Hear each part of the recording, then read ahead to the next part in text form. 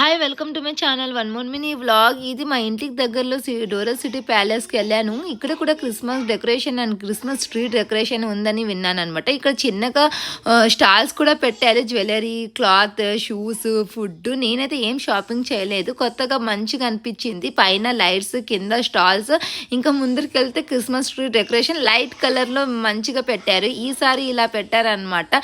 నాకు హాలిడేస్ ఉన్నాయని నేను ప్రతి ఈవినింగ్ ఒక్కొక్క ఏరియాకి వెళ్ళి క్రిస్మస్ డెకరేషన్, క్రిస్మస్ ట్రీస్ ఎలా ఉన్నాయని విజిట్ చేశాను.